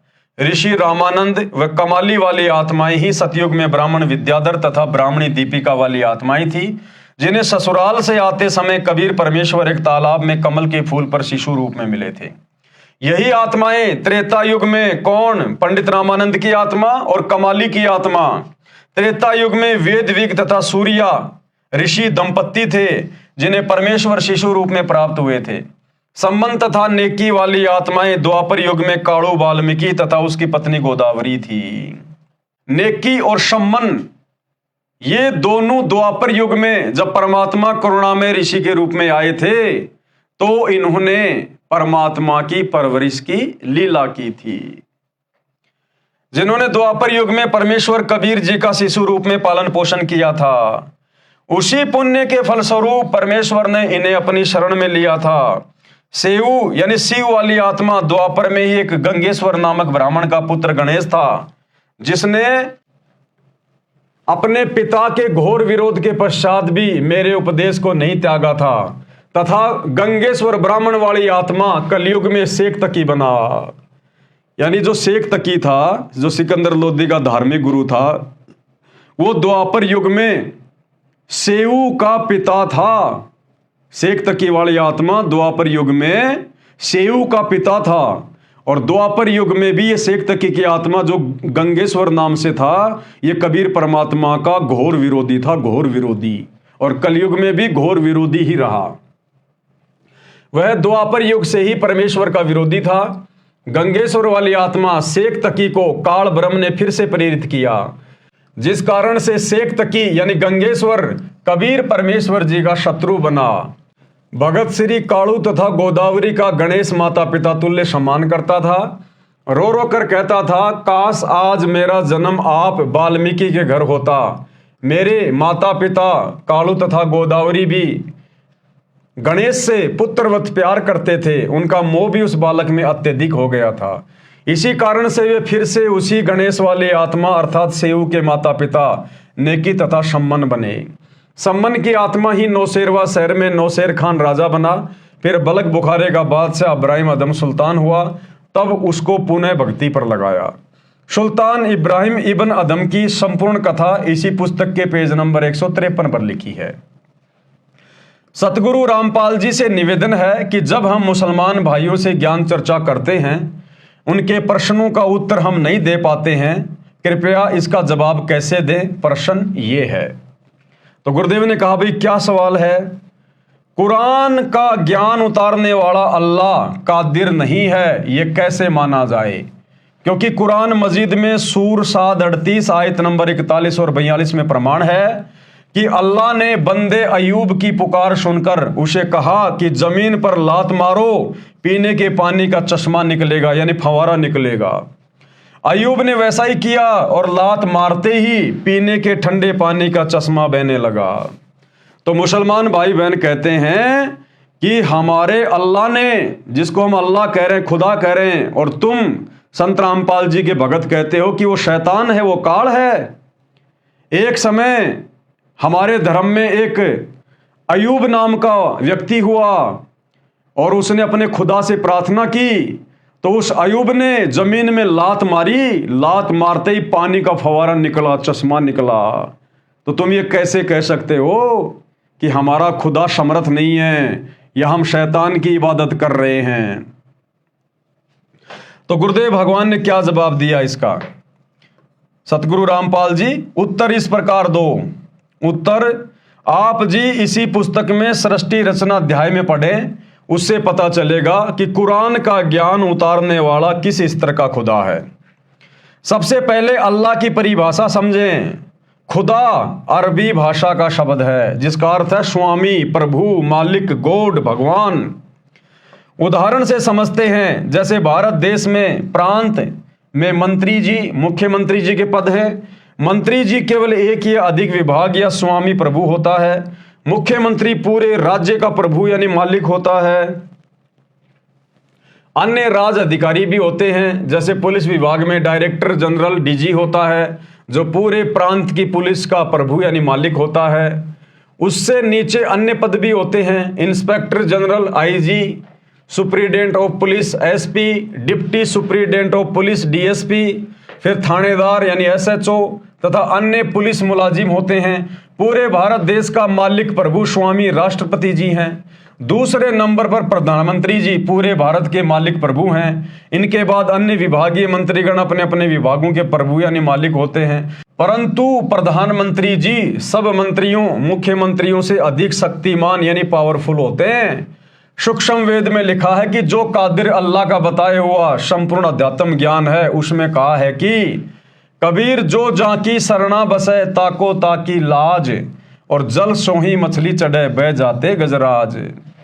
अर्थात जो व्यक्ति जिस प्रभु यानी साहब का मित्र है, वह साहब अपने स्तर का लाभ अपने मित्र को तुरंत सम्मान के साथ देता है, जो जन साधारण को नहीं मिल सकता। जैसे किसी का दोस्त थानेदार है, तो वह थाने में किसी के काम के लिए जाता है, तो उसका दोस्त दरोगा उसको सम्मान के साथ कुर्सी पर बैठाता है, चाय पिलाता है और अपने स्तर का काम तुरंत कर देता है। सामान्य जनता जन थाने में प्रवेश करते हुए भी डरता है, काम होना तो दूर की बात है। इसी प्रकार यदि किसी की दोस्ती पुलिस के डीजी से है, तो उसके लिए पूरे प्रांत में पुलिस के स्तर का कार्य तुरंत हो जाता है। जो कार्य एसपी डीएसपी थानेदार भी नहीं कर सकते, वह भी डीजी के मित्र का हो जाता है। इसी प्रकार प्रांत में मंत्री जी भी राहत दे सकता है, परंतु मुख्यमंत्री के समान लाभ नहीं दे सकता। इसी प्रकार भारत के प्रधानमंत्री जी सब मुख्यमंत्रियों व केंद्रीय मंत्रियों से अधिक लाभ दे सकते हैं।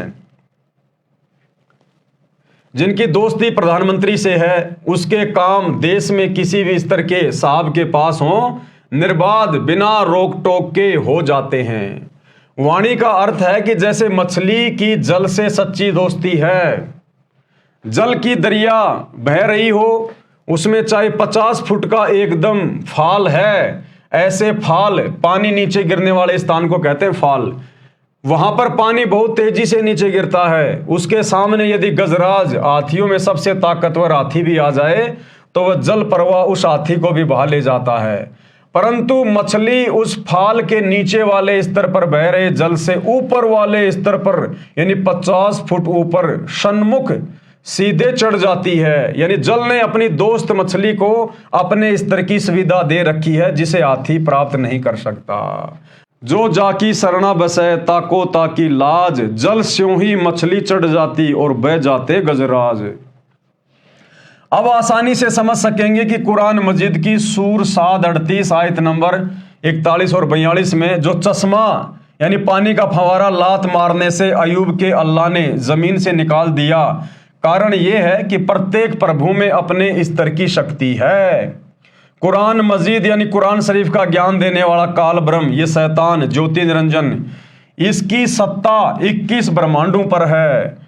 उनमें से एक ब्रह्मांड के सब लोकों में जीव हैं। जिस ब्रह्मांड में हम हैं, इसका प्रभु भी ये काल ब्रह्म है। इसके स्तर की साधना करने से ये चमत्कार करता है। इसके द्वारा बताई भक्ति क्रियाओं से जन्नत स्वर्ग में सदा नहीं रहा जा सकता। जन्म तथा मृत्यु का चक्र सदा बना रहेगा। कुत्ते गधे सूअर आदि पशुओं व पक्षियों जीव जंतुओं के शरीरों में कष्ट प्रत्येक जीव को उठाना पड़ता है। चाहे कोई भक्ति यानी इबादत करे चाहे ना करे, इबादत न करने वाले सीधे नरक में जाते हैं, फिर पशु पक्षी आदि के जीवन भोगते हैं, और इबादत करने वालों को कुछ समय स्वर्ग का सुख मिल जाता है। उनको भी नरक यानी जहन्नुम में गिरना पड़ता है। अन्य जीवों के शरीरों में भी कष्ट भोगना पड़ता है।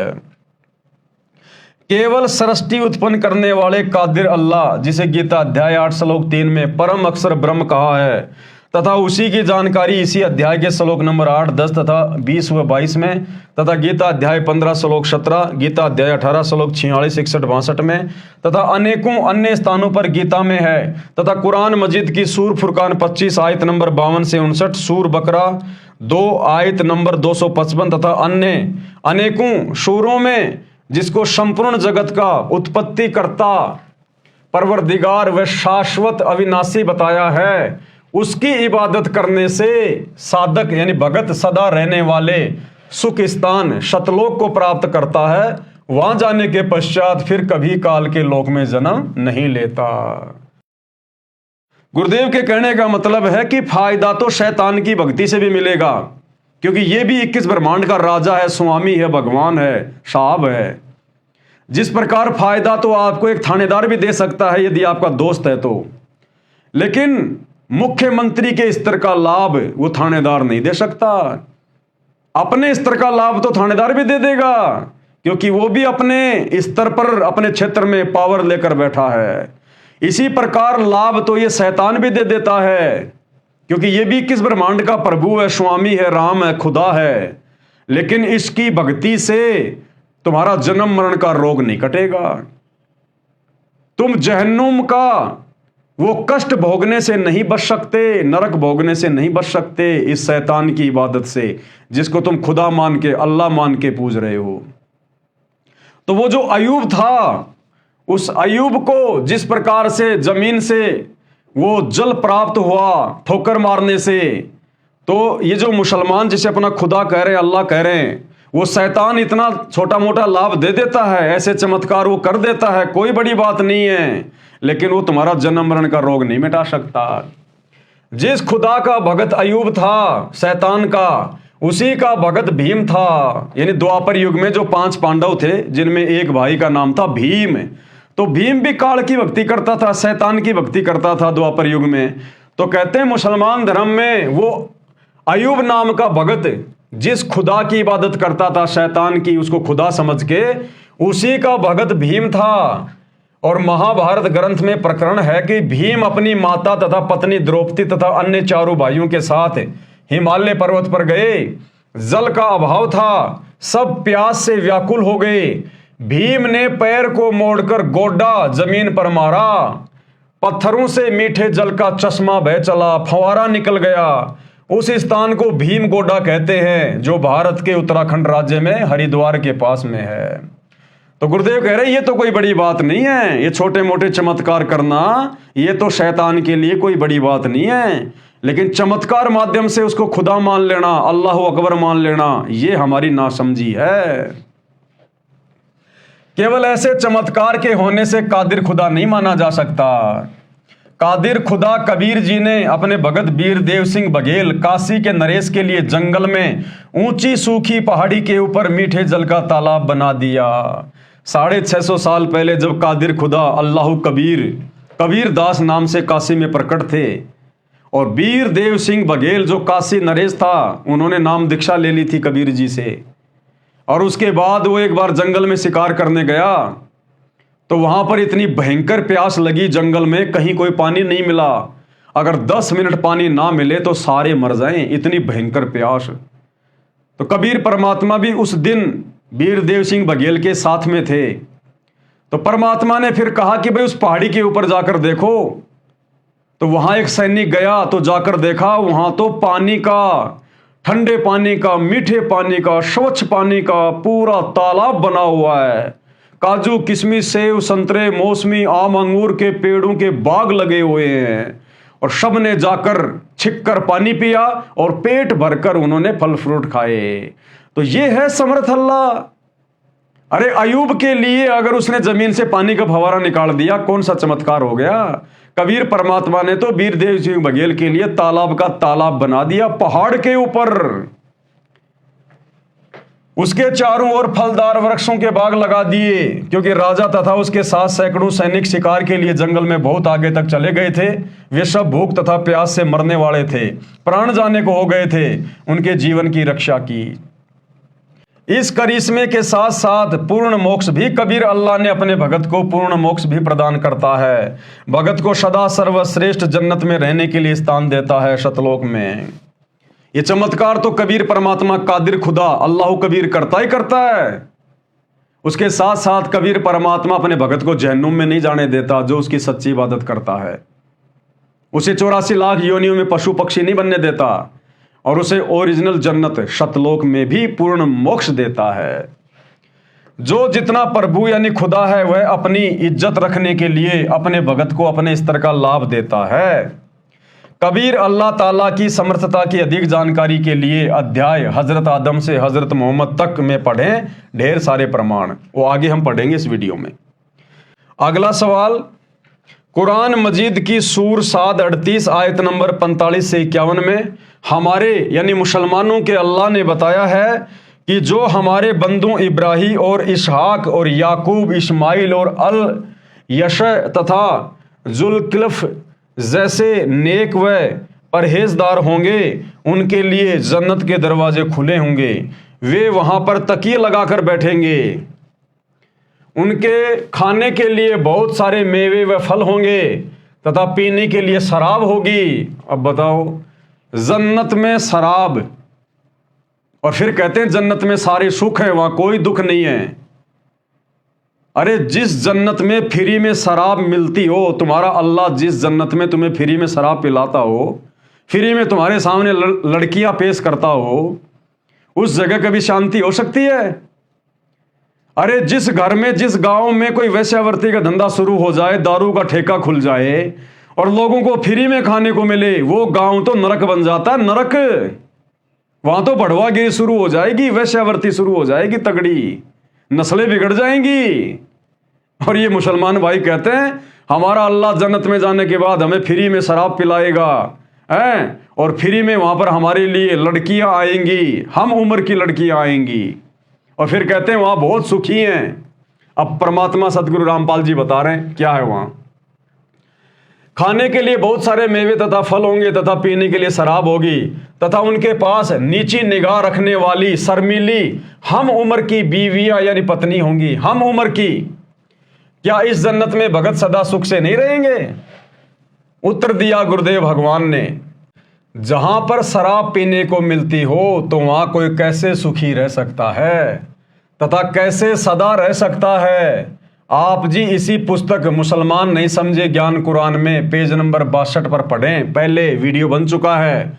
सर्वनाश के लिए शराब पीना पर्याप्त है। और उसके बाद गुरुदेव एक कथा सुना रहे हैं पुराणों से कि मुसलमान भाई बहन जो कह रहे हैं ना कि जब हम जन्नत में जाएंगे, जब कयामत के बाद हमें कब्रों से निकाल कर जन्नत में भेजा जाएगा, तो वह हमारा अल्लाह हमें पीने के लिए फ्री में शराब देगा, हम उम्र की बीवियां देगा।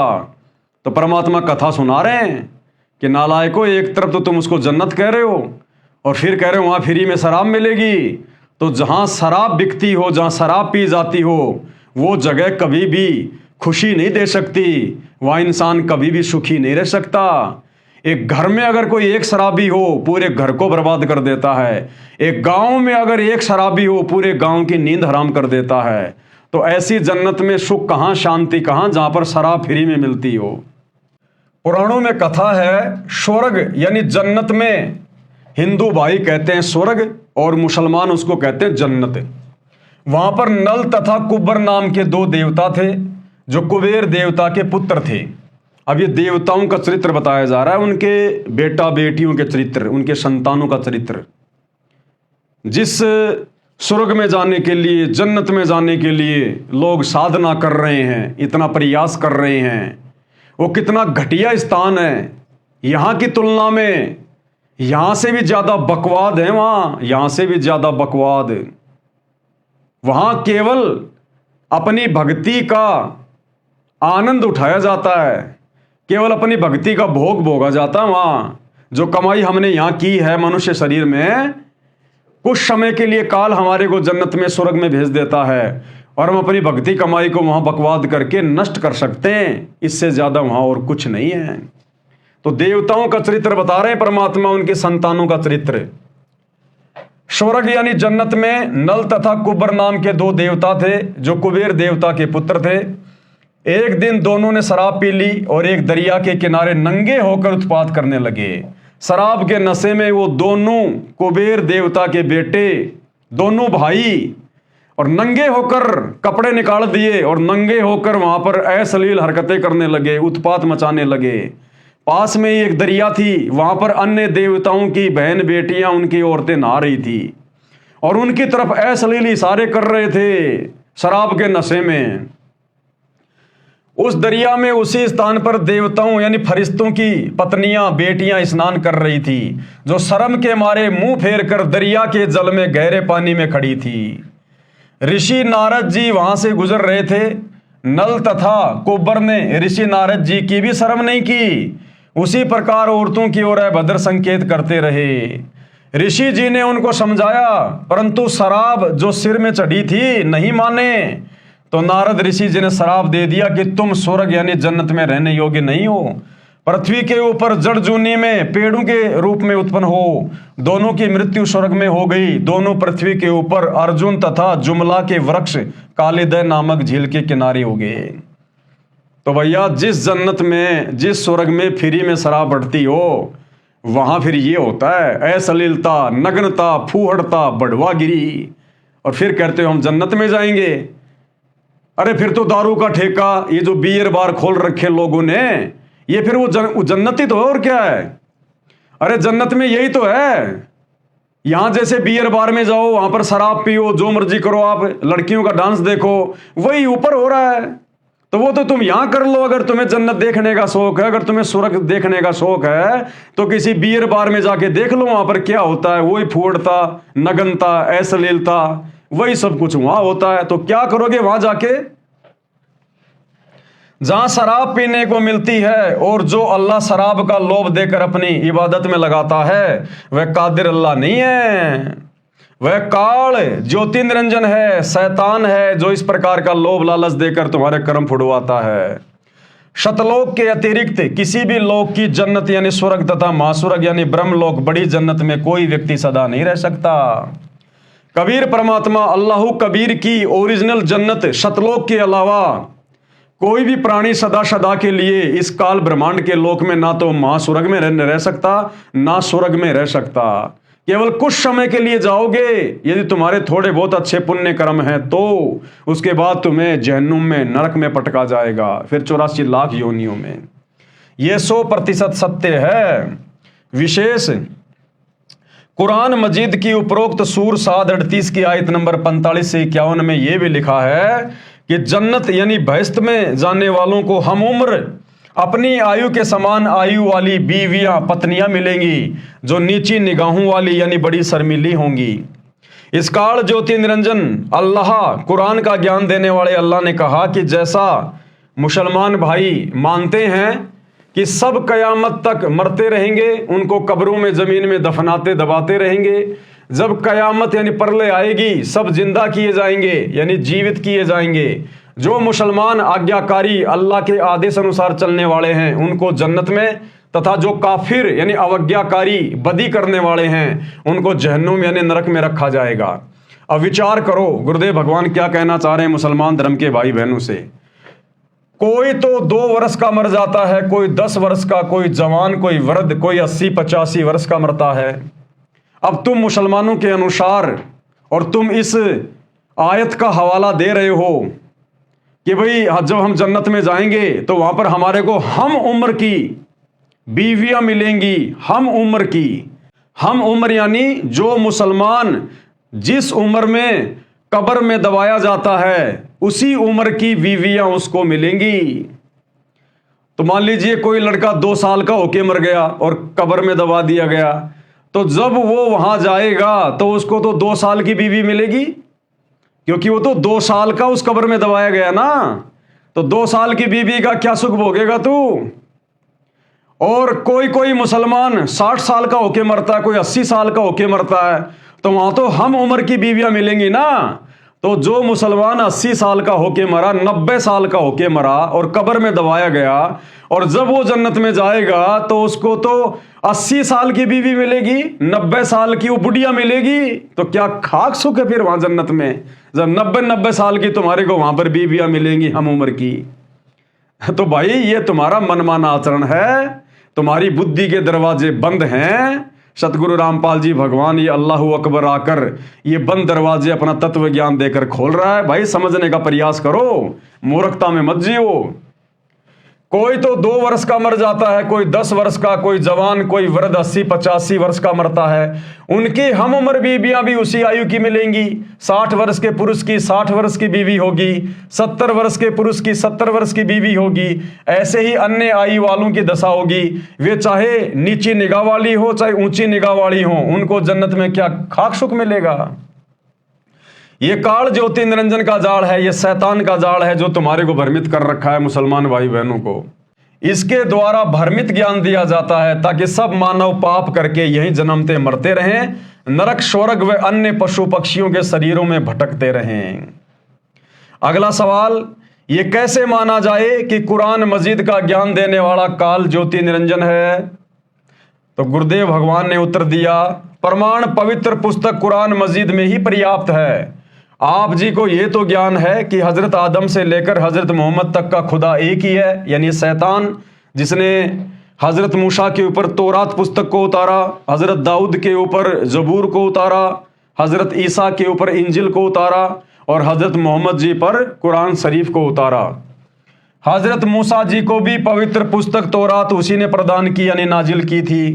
कुरान मजीद सूर अल कसम 28 आयत नंबर 29 और 32 में तथा सूर ताहा 20 आयत नंबर 9 से 23 में लिखा है कि हजरत मूसा ने तुर यानी कातुर पर्वत के ऊपर आग जलती यानी ज्योति देखी। उसने अपने परिवार के लोगों से कहा, तुम सब यहीं ठहरो, मैं उस आग से तुम्हारे लिए अंगार ले आता हूं। जब मूसा उस आग के निकट पहुंचा तो देखा कि वह लकड़ी से जलने वाली आग नहीं है, वह तो अलौकिक प्रकाश है। उस रोशनी से आवाज आई कि हे मूसा, मैं तेरा रब हूं। ये शैतान, ये काल, ये ब्रह्म, ये किसी के सामने अपने ओरिजिनल रूप में प्रत्यक्ष प्रकट नहीं होता, किसी को दर्शन नहीं देता। इसने कसम खा रखी है, सौगंध खा रखी है, इसको श्राप लगा हुआ है। तो वहां पर वो प्रकाश के पीछे छुपा रहा और मूसा से कहा कि ए मूसा, मैं तेरा रब हूं, तेरा अल्लाह हूं। ये ऐसे ही भ्रमित करता है। तू जूती उतार कर नंगे पैरों से इस पर्वत पर चढ़।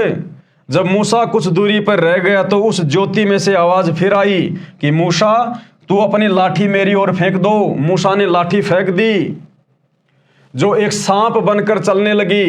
फिर कहा कि मैं तुझे अपना रसूल बनाता हूं, तुझे किताब की रोशनी देता हूं, आदि आदि कहा। इससे सिद्ध हुआ कि ज्योति निरंजन ये काल शैतान जिसे काल कहा जाता है, उसी ने मूसा को तौरात किताब उतारी यानी नाजिल की। वही हजरत आदम से हजरत मोहम्मद तक का रब है। इसने प्रतिज्ञा कर रखी है, इस शैतान ने, इस काल ने कसम खा रखी है कि मैं अपने वास्तविक स्वरूप में किसी को दर्शन नहीं दूंगा, सब कार्य करूंगा। कसम किस लिए खा रखी है ये आप इसी पुस्तक के पेज नंबर 183 से 228 तक अध्याय सृष्टि रचना में पढ़ें। श्रीमद् भगवत गीता का ज्ञान भी इसी ज्योति निरंजन, इसी शैतान ने, इसी काल ने, काल ब्रह्म ने श्री कृष्ण जी में प्रवेश करके अर्जुन को बताया था। गीता अध्याय 7 श्लोक 24-25 में काल ब्रह्म ने कहा है कि श्लोक नंबर 24 में क्या कहा कि बुद्धिहीन व्यक्ति मेरे अनुत्तम यानी घटिया अटल नियम को नहीं जानते, इसलिए मुझे श्री कृष्ण व्यक्ति रूप में आया श्री कृष्ण मान रहे हैं। ये काल कह रहा है कि ये बुद्धिहीन प्राणी मेरे घटिया नियम से अपरिचित हैं कि मैं किसी के सामने प्रत्यक्ष प्रकट नहीं होता, और मैं श्री कृष्ण में भूत की तरह प्रवेश करके जो गीता का ज्ञान दे रहा हूं ना, तो ये जन समुदाय ये सोच रहा है कि श्री कृष्ण ज्ञान दे रहा है, श्री कृष्ण गीता बोल रहा है, लेकिन ये कृष्ण नहीं बोल रहा। कृष्ण के अंदर मैं काल प्रवेश करके ये ज्ञान बोल रहा हूं, क्योंकि मैं इसी प्रकार से लोगों के सामने आता हूं, अपने ओरिजिनल रूप में नहीं आता। श्लोक नंबर 25, मैं अपनी योग माया से यानी शक्ति से छिपा रहता हूं। ये काल कहता है मैं किसी के सामने नहीं आता, किसी के प्रत्यक्ष नहीं होता। यह अज्ञानी जन समुदाय कभी मनुष्य की तरह जन्म न लेने वाले को नहीं जानता। अर्थात ज्योति निरंजन काल ने स्पष्ट कर दिया कि मेरा अटल नियम है कि मैं छिपा रहता हूं, सबके सामने कभी प्रत्यक्ष नहीं होता, सब कार्य छुपकर करता रहता हूं। गीता अध्याय 11 श्लोक 32 में स्पष्ट किया है कि मैं काल हूं, साफ साफ कह रहा है कि मैं काल हूं श्री कृष्ण में प्रवेश करके, जबकि श्री कृष्ण जी ने उससे पहले कभी नहीं कहा अपने जीवन में कि मैं काल हूं, और ना महाभारत के युद्ध के बाद कभी कहा कि मैं काल हूं। लेकिन उस समय महाभारत के युद्ध के दौरान श्री कृष्ण जी के अंदर यह काल प्रवेश था, तो कह रहा है कि मैं काल हूं। अध्याय 11 श्लोक 32 में स्पष्ट किया है कि मैं काल हूं, और सबका नाश करने के लिए अब श्री कृष्ण में आया हूं, यानी कृष्ण के शरीर में प्रवेश हुआ हूं। इसी श्री कृष्ण के शरीर में प्रवेश करके श्रीमद् भगवत गीता का ज्ञान बोला था। ऐसे ही चारों किताबों, मुसलमानों के जो 4 आसमानी पुस्तकें हैं, जबूर, तौरात, इंजिल तथा कुरान का ज्ञान गुप्त रहकर बताया है, सामने आके नहीं बताया, गुप्त होकर बताया। ये कादिर सृष्टि की उत्पत्ति करने वाला अल्लाह नहीं है, कबीर खुदा ने इसको काल कराल यानी शैतान कहा है। तो भाइयों और बहनों, आज के वीडियो में हम केवल इतना ही लेंगे। कल हम आगे बढ़ेंगे पेज नंबर 91 से, और देखेंगे कि कबीर परमात्मा, अल्लाह अकबर, कादिर अल्लाह, सतगुरु रामपाल जी भगवान ने और क्या जानकारी मुसलमान धर्म से जुड़े हुए भ्रमित भाई बहनों को समझाने की दृष्टि से लिखी है। कल रात्रि 8 बजे सभी भाई बहन फिर से लाइव जुड़िए। तब तक गुरुदेव भगवान हम सबको आज्ञा दें, इजाजत दें, सद्बुद्धि दें, आशीर्वाद दें। बंदी छोड़ अल्लाह कबीर सतगुरु रामपाल जी परमेश्वर जी की जय हो।